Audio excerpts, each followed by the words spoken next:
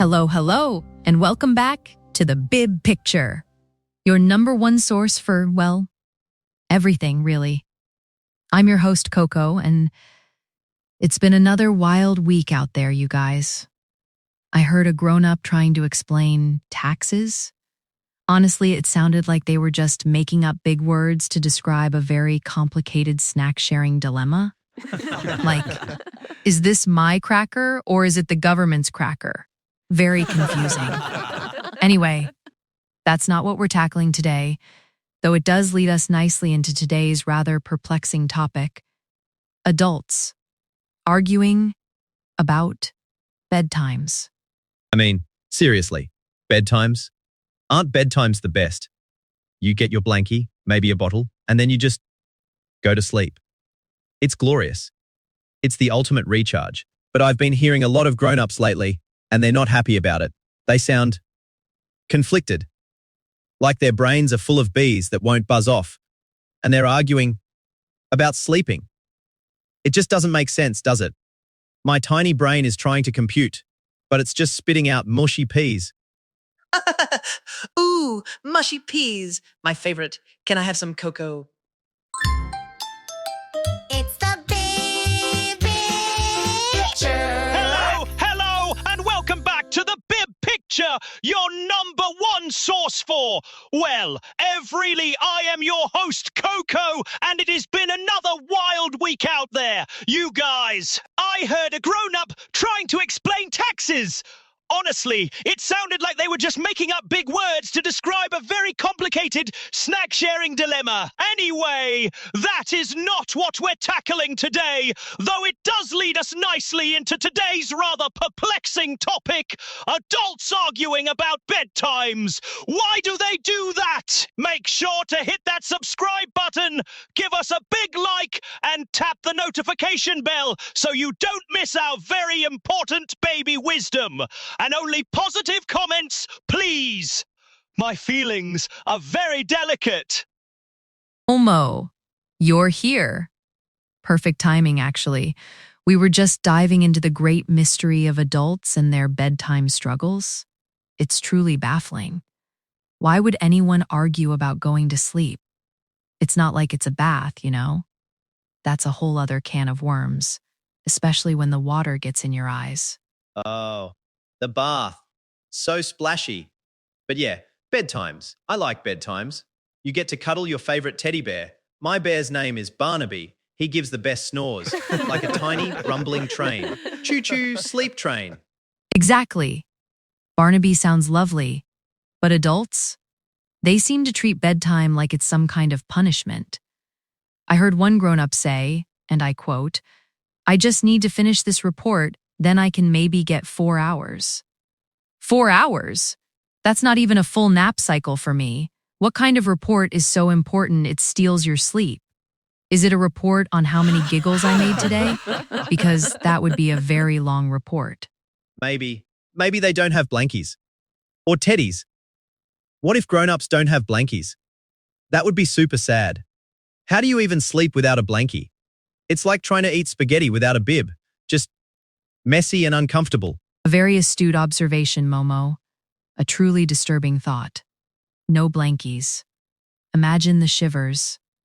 But I think it's more than just a lack of proper snuggling gear.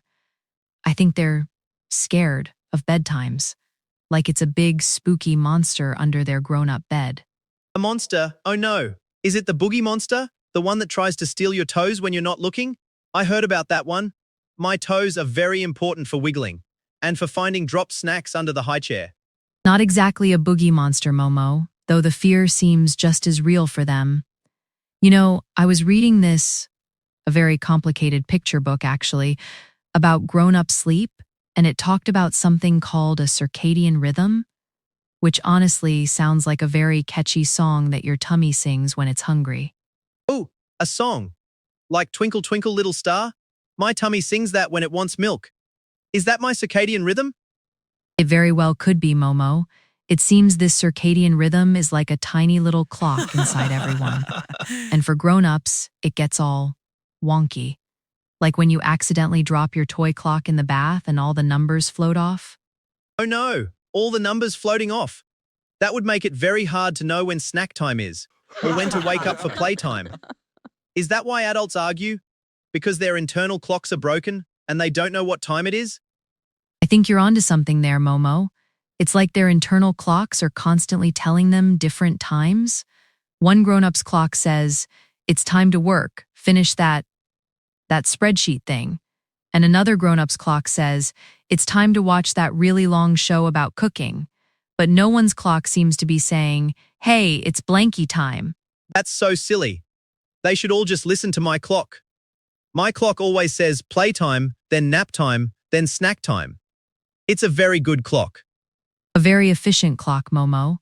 And this brings us to another big adult problem, something called sleep debt, which to my understanding sounds like they borrowed sleep from themselves and now they have to pay it back with more sleep. It's like when I borrow a toy from my toy box, then I have to put it back later. But with sleep, they have to put more sleep back than they took. Wait. If they took one sleep, they have to put 2 sleeps back? That's not how borrowing works. If I borrow your squeaky toy, I give you back your squeaky toy. I don't give you back your squeaky toy and a rattle. That's just confusing toy economics. Exactly, Momo. It's baffling. It's like they're playing with their sleep, but they don't understand the rules of the game. They keep taking little bits of sleep, maybe just a quick snooze instead of a proper nap, and then suddenly they owe a giant pile of sleep. And when you owe a giant pile of sleep, you get grumpy. You start arguing about everything, even about the very thing that would help you. Like when I don't share my blocks, then I trip over them later. And then I cry because my blocks are not put away and I tripped. It's like that, but with sleep. Precisely. It's a very grown-up version of tripping over your own toy blocks. Now, I was also thinking about how adults try to fix this. They have these elaborate sleep hygiene routines, which for me just means I had a nice warm bath, got my diaper changed, and put on my comfiest pajamas. Simple, effective. But for adults, oh no, they make it so complicated. Complicated how? Do they have to stack all their toy blocks in a very specific order before they can sleep? Or maybe they have to count all their fingers and toes, even the ones that are hiding? Almost. It's like they're trying to build a perfect fort of sleep. They say things like, no screens an hour before bed, which to me means no looking at the sparkly lights on the remote control. Then they say, keep the room dark, as if anyone wants a giant sunbeam in their eyes when they're trying to drift off. And keep it quiet, no loud grown-up talking, which is a good rule for everyone, frankly. Their voices can be very booming sometimes. Booming. Like when they make that funny face and talk really loud about grown-up things, like bills or responsibilities. What even are those things? Are they crunchy snacks? Because if they're not crunchy snacks, they sound very boring. I suspect they are the opposite of crunchy snacks, Momo. And these are the very things that keep their little internal clocks all messed up. They spend all day doing bills and responsibilities, then they try to just flip a switch to sleepy time, and it doesn't work. It's like trying to make a perfectly stable tower with only one block. It's just going to wobble and fall over. Wobbly towers. I make those sometimes. They always fall. And then I need to build a new one. Is that what grown-ups do? Build a new sleep tower every night and it always falls down? It certainly seems that way, doesn't it? They try to force sleep, but sleep is like a very shy kitten. You can't just grab it and demand it snuggles. You have to be gentle. You have to make a comfy spot, offer a little warm milk, and then let it come to you when it's ready. A shy kitten. I like kittens. They're so fluffy. So grown-ups should treat sleep like a shy kitten, not like a loud vacuum cleaner that keeps chasing them around the house? Exactly. The vacuum cleaner approach to sleep is clearly not working for them, and this is why they argue about bedtimes. They're tired, they're grumpy, their internal clocks are broken, they owe sleep debt, and they're trying to build wobbly sleep towers. It's a mess, frankly. So, what should they do, Coco? What's the baby solution to all these grown-up sleep problems? Well, Momo, it's quite simple, really. They need to embrace their inner baby. We don't argue about bedtimes. We know when we're tired. We yawn dramatically, rub our eyes, maybe let out a little whine for good measure, and then we just fall asleep. Anywhere. On the floor, in the high chair, in the middle of playing with a very interesting piece of lint? Yes, lint is very interesting. And then we wake up all refreshed and ready for more play and more snacks. Precisely. The adult world needs to take a leaf out of our playbook. Less arguing, more napping, less complicated sleep hygiene rules, more just getting in your blankie and letting sleep happen. If we babies ran the world, there would be designated nap zones everywhere, and everyone would have their own special blankie and mandatory mid-afternoon milk breaks. The world would be a much happier, less argumentative place, I guarantee it. I want a designated nap zone with extra fluffy pillows and a little bell that rings when snack time starts. A very reasonable request, Momo.